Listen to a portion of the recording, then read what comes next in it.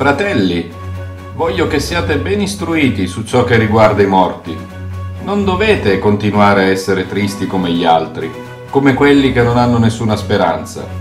Noi crediamo che Gesù è morto e poi è risuscitato. Allo stesso modo, crediamo che Dio riporterà alla vita insieme con Gesù quelli che sono morti credendo in Lui.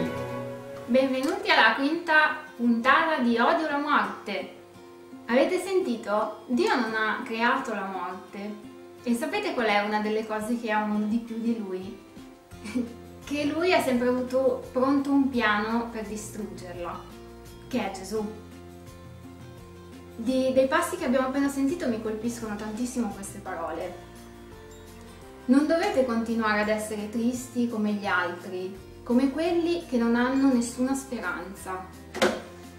Qua non si parla della tristezza normale che noi proviamo quando perdiamo qualcuno, perché comunque la mancanza, la sofferenza per la mancanza, noi la proveremo sempre. Qua sta parlando di quella tristezza buia, ti fa vedere il buio, che non vedi nessuno spiraglio, nessuna via d'uscita, come quelli che appunto non hanno la speranza. Invece la cosa grande è che noi questa speranza l'abbiamo.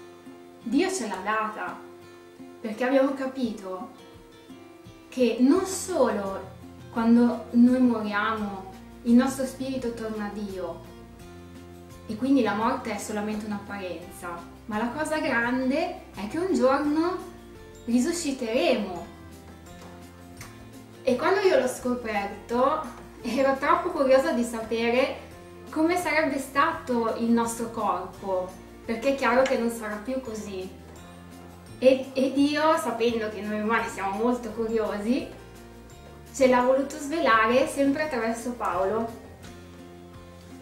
In 1 Corinzi 15 dice: qualcuno forse chiederà, ma come risuscitano i morti? Quale aspetto avranno? Sciocco che sei! Nessun seme rivive se prima non muore. E il seme che metti in terra, quello di grano o di qualche altra pianta, è soltanto un seme nudo, non la pianta che nascerà. Dio gli darà poi la forma che vuole e a ogni seme corrisponderà una pianta. Gli esseri viventi non sono tutti uguali. L'aspetto degli uomini è di un certo tipo, quello degli animali di un altro. Diversa ancora è la forma degli uccelli e quella dei pesci.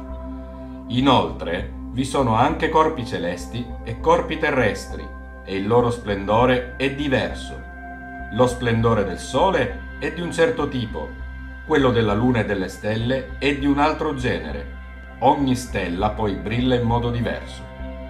Prestate attenzione! Lo stesso avviene per la risurrezione dei morti. Si è sepolti mortali, si risorge immortali. Si è sepolti miseri, si risorge gloriosi. Si è sepolti deboli, si risorge pieni di forza. Si seppellisce un corpo materiale, ma risusciterà un corpo spirituale. Aspetta, cosa ha detto? Si è sepolti mortali, si risorge immortali. Si è sepolti miseri, si risorge gloriosi.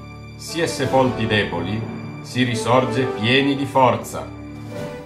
Ma vi rendete conto di cosa significano queste parole? In questo mondo noi soffriamo così tanto. Si soffre così tanto quando magari vediamo un nostro parente malato o anche noi stessi, quando vediamo quel corpo indebolirsi. E quando sembra che ogni speranza sia perduta, ecco che Dio ribalta la situazione svelandoci che addirittura, ad esempio, anche un malato terminale un giorno potrà risvegliarsi pieno di forza e splendore, e un povero pieno di gloria. È una cosa grandiosa. Io penso che che la gioia di Dio può arrivare persino negli ospedali. Io ci credo tantissimo, perché io penso che non siamo così impotenti, perché una volta che noi scopriamo la verità, la cosa più bella è poterla trasmettere a chi ne ha bisogno. E ci sono tante orecchie che anelano a sentire questa gloriosa speranza. E adesso Paolo arriva a dire la cosa più cruciale del discorso. Proseguendo il discorso dice: se c'è un corpo materiale, c'è anche un corpo spirituale.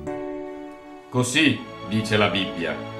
Il primo uomo, Adamo, è stato fatto creatura vivente, ma l'ultimo Adamo, Cristo, è stato fatto spirito che dà vita. Ma non viene prima ciò che è spirituale, prima viene ciò che è materiale. Quel che è spirituale viene dopo. Quando apparteremo al cielo saremo simili a Cristo, che viene dal cielo.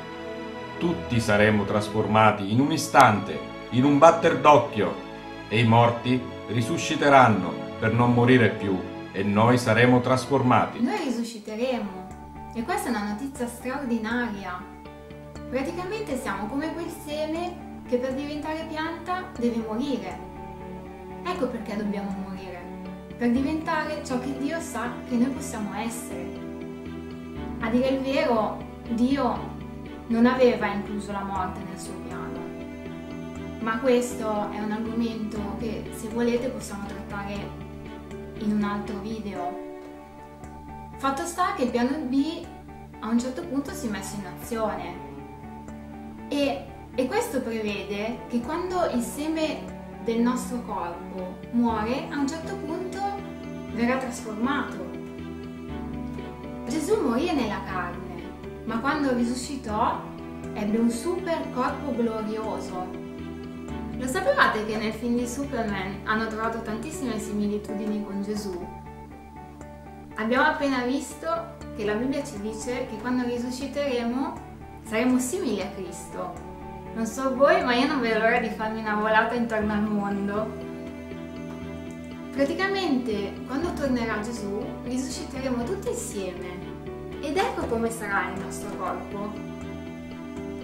Questi passi sono un vero tesoro per riflettere e fanno anche pensare e chiedersi: ma è così importante conoscere Gesù per avere la vera vita? Oppure cosa succederà dopo la resurrezione?